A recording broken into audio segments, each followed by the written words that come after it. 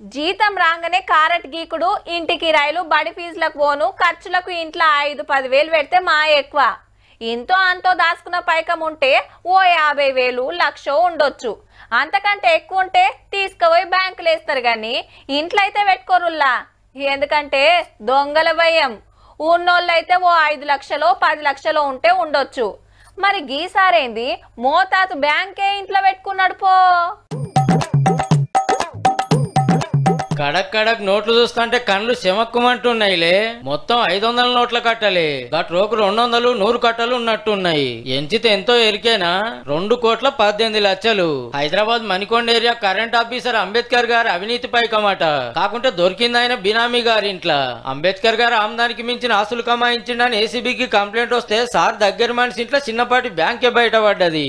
ఇంకేమేం సంపాదించిండో ACB ఆఫీసరే చెప్తాడు. ఈ నుండి 3 ప్లాట్స్, ఒక 1000 స్క్వేర్ యార్డ్స్ ఫామ్ ల్యాండ్ నరకోడాలో, ప్లస్ ఒక 5 అంతస్తుల బిల్డింగ్ గచ్చిబౌలిలో, 10 ఎకరాల భూమి సూర్యాపేట ఏరియాలో. ఇవన్నీ మేము ఇప్పటివరకు మెదకు, నల్గొండ, సూర్యాపేట, రంగారెడ్డి సిటీ శివార్ల సార్ చుట్టాలు, దోస్తులు ఇళ్లల్లో 15 టీములు చెకింగులు చేస్తే బొచ్చడు ఆస్తులు వెళ్లే వరకు అరెస్టు చేసింది ఏసీబీ.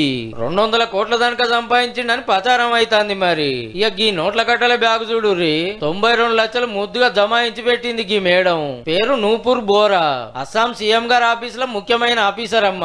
ఓ సెటిల్మెంట్ కేసులో పైసలకు బదిలీ భూమి పట్టా చేపించుకుందట. ఆయనతో ముచ్చట ముఖ్యమంత్రి గారికి తెలుసు. నదిరేపిస్తే ఇంట్లో పైసల కట్టలు, బంగారం బొచ్చడు దొరికింది. ఇక ఒరిస్సాల సార్ పేరు అశ్విన్ కుమార్ పాండా. ఉత్త 15,000 లంచం తీసుకున్నందుకే దేశమంతా పబ్లిసిటీ వచ్చింది.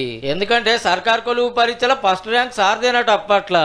నీ గింత తెలివి మంతునికి గంత పెద్ద పోస్టులుండి గీ ముత్తంత లంచం అన్నవ్వబట్టి తతిమ్మ అవినీతి ఆఫీసర్లంతా ఇంట్లింత బంగారం వెళ్ళిందట. వారెవ్వా దేశం అంతా ఎవరు లెవెల్లాళ్ళు ఎట్లా ఈలైతే అట్లా మంచిగా కమాయిస్తుండ్రు పో.